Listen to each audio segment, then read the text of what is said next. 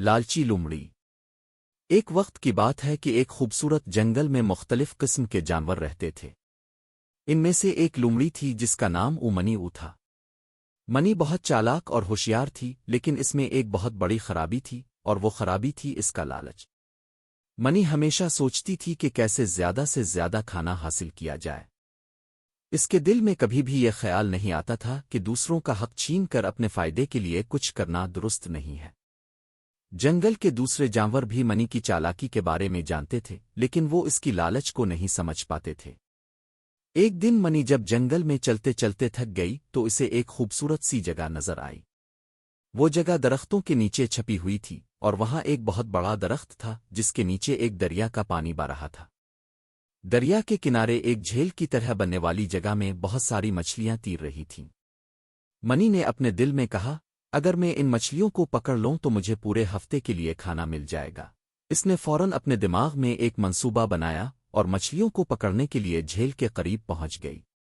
وہ آہستہ آہستہ جھیل کے کنارے تک پہنچی اور سوچا، اگر میں ان مچھلیوں کو باہر نکالوں تو میرے لیے کوئی مسئلہ نہیں ہوگا، لیکن کیا میں اتنی زیادہ مچھلیاں لے جا سکوں گی؟ اس سوال نے منی کو مزید لالچی بنا دیا۔ اس نے جلد ہی ایک منصوبہ تیار کیا اور دریا کے کنارے سے کچھ جالوں کی طرح بنائی۔ وہ رات بھر اس جال کو پانی میں ڈالتے ہوئے سوچتی رہی، اگر میں آج کامیاب ہو گئی تو میری لالچ اور بڑھ جائے گی، اور اسی لالچ میں وہ تھک کر سو گئی۔ اگلے دن جب وہ بیدار ہوئی اس کی آنکھوں میں چمک تھی۔ اس نے پانی میں دیکھا اور جالوں کو نکالا۔ جال میں ایک بھی مچھلی نہ تھی۔ منی نے غصے میں آ کر جالوں کو کھینچنا شروع کیا، مگر مچھلیاں کہیں دکھائی نہ دیں۔ دور دریا کے کنارے پر ایک پرانا اور دانا کوا بیٹھا تھا۔ وہ منی کی حالت دیکھ کر مسکرایا اور بولا، لومڑی، تمہیں یاد رکھنا چاہیے کہ ہر شے کے لیے ایک وقت مقرر ہوتا ہے۔ تمہاری لالچ تمہیں تباہ کرے گی۔ منی نے غصے سے کوا دیکھا اور کہا، تم کیا جانو؟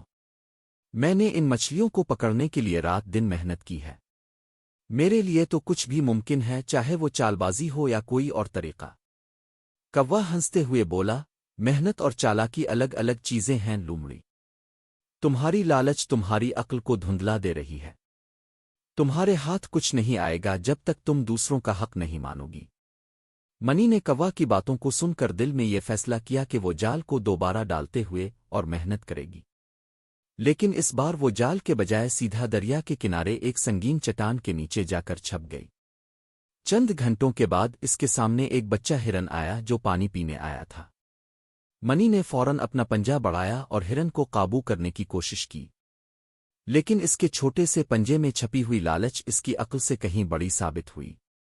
وہ مچل کر بچہ ہرن سے بات کرتی گئی، تمہارا کیا ہوگا؟ تم میرے ہاتھ میں ہو، اب میں تمہیں جال میں پکڑ لوں گی۔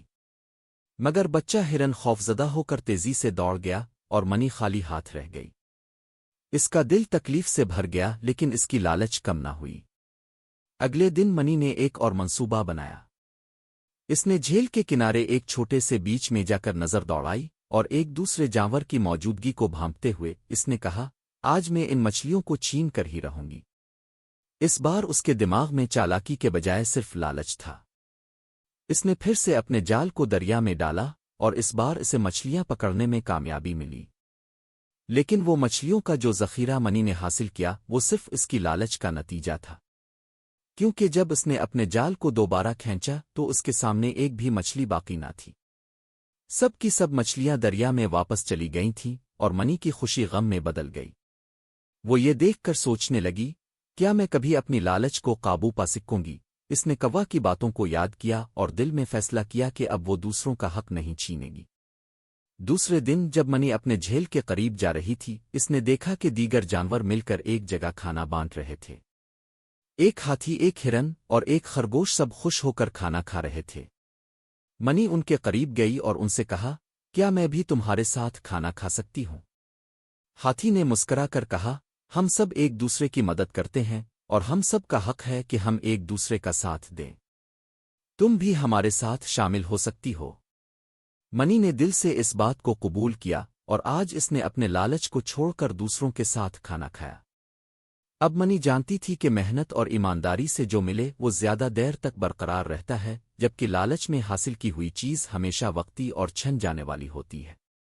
اور یوں منی نے اپنی زندگی کے باقی دنوں میں لالچ سے بچنے اور دوسروں کا حق دینے کی کوشش کی۔ اس کے دل میں سکون اور اطمینان تھا کیونکہ وہ اب سمجھ چکی تھی کہ لالچ انسان جانور کو آخرکار تباہ کر دیتی ہے۔